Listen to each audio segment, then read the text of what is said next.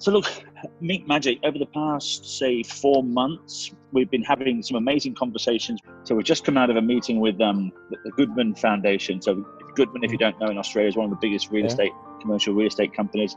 And what they're really doing is amazing stuff too. They've got, so Joanne Cameron, who runs the Goodman Foundation, they've got 120 charities that they're working with. Now, you talk about a company that's involved in helping make the world a better place. 120 charities. So the foundation actually works with all these different charities right across the year, which is amazing. Absolutely. And so that's inspiring. That is actually very inspiring. It totally is. It really is. And when you look at the impact that they're having, you know, they're doing great in business. The Goodman Group are just an amazing company that they even provide. I think they provide Amazon's warehousing as well. Right. So they're doing literally remarkable. But it's I see the parallels between doing good and doing good. So they're doing good in business and they're doing good in the world, and it's just getting bigger and bigger. And that I think is where Meet Magic is heading.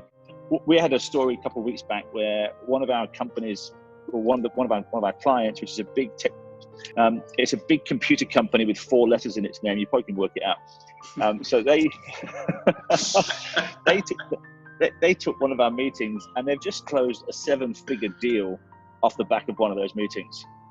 So not only did that meeting do some good for a charity, it's actually done great for them as an organization, because they've just closed $1 million+ contract.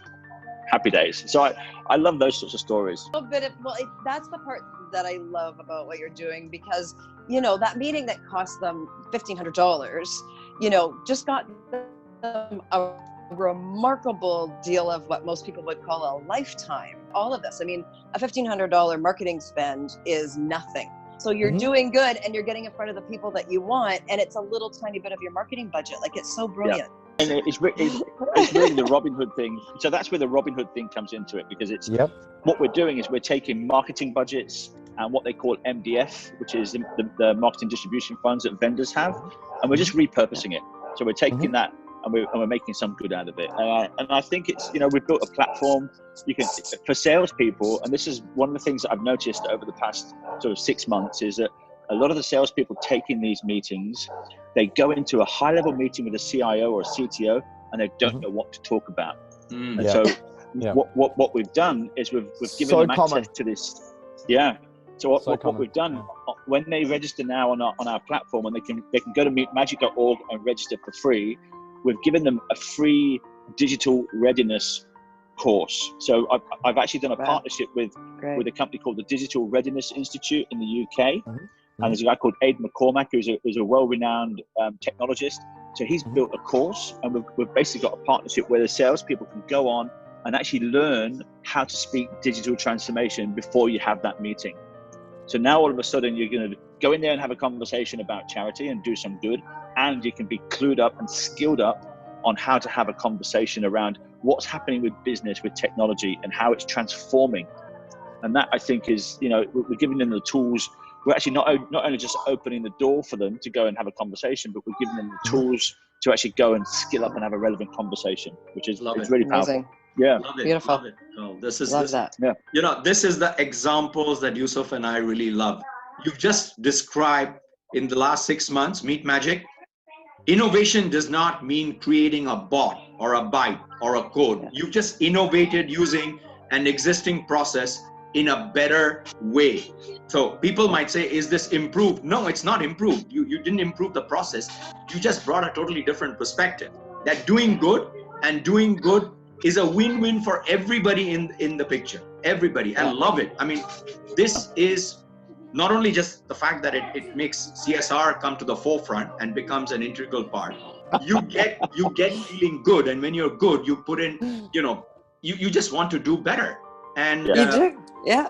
Everybody wins. But, I mean, sorry. Nobody's complaining about the extra hour. I was just saying, you know, your employees are not complaining about the hours. They feel like they're being led versus managed, which is the big one right now. We're talking about good leadership. Spot on. And good leadership is when you elevate your people, and when you bring your people up to shine their most, you know, and their best. And this is such a brilliant way to be a great leader versus just managing your people, and so effective.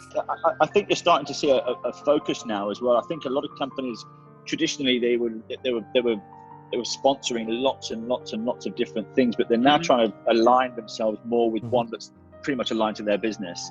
Correct. So I'm seeing that quite a lot now. It's exactly. not so much a spray and pray. Yeah, that's the purpose. But where the gap is happening is that many of the organizations, there is a gap between what's my purpose, and I'm talking from a business perspective, what's my purpose to what's the social responsibility I need to do. So there's a gap at the top, and people working down the line, everybody's got their own opinion. Just think what feels good to you. Look at what you're working on.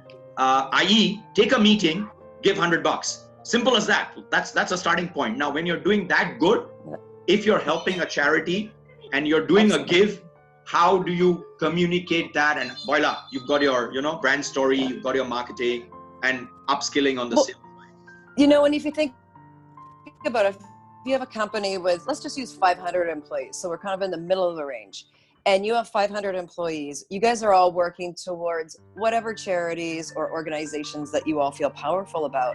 What better marketing tool for free do you have that you have 500 employees who are potentially on Facebook, Instagram, and LinkedIn minimum, add Twitter to that as well, who are then going out and sharing those stories. You've given them that permission to go out and share their stories, what you're doing, do the videos, whatever their little niche is and how they like to share on social.